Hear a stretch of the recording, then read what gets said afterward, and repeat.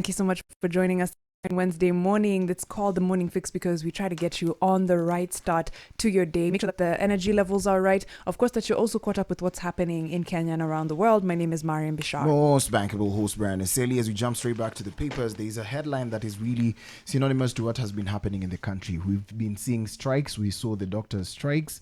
We saw farmers pia pale ni kama wali down tools at some point. Teachers as well. But right now, crisis looms as universities after talks.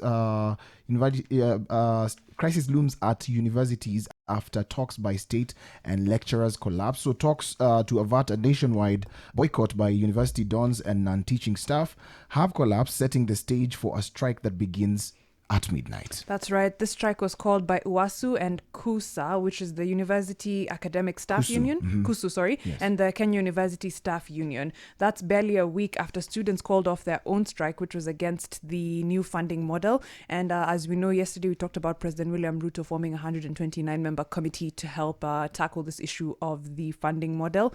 Whether that will work or not is another question, because there's also a rift as far as who exactly gets to be a part of this 129 people.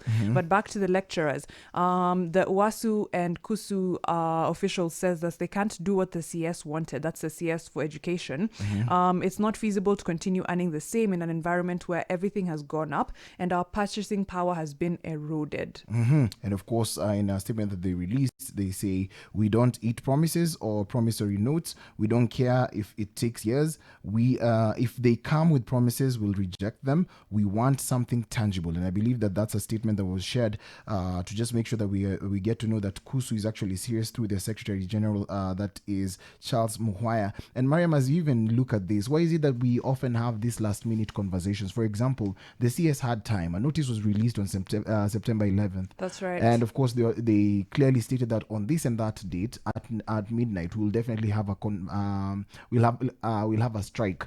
And then a night too is when they want to avert this strike. You can't. Very true. You can't. There's about 35 public universities in Kenya and 3 university colleges. All of them are said to be hosting a mega demonstration. That was meant to start yesterday, but there was a meeting at Jogo House that was attended by Higher Education Principal Secretary Beatrice Nyangala, and then national officials from various unions, universities, and of course university colleges. So the government wanted them to call off the strike to allow them to address our issues, but they said they would not do that because they've had all the time, as you've said. Yes. There was a collective bargaining agreement that was signed for 2021 to 2025 that has not been implemented. And of course, it's at the center of the dispute. The lecturers have waited for 3 years to negotiate the deal, and as there has been no progress since they tabled their proposal on September 4th, 2020. And that level of ignorance is the reason as to why people just get tired and decide to hit the streets.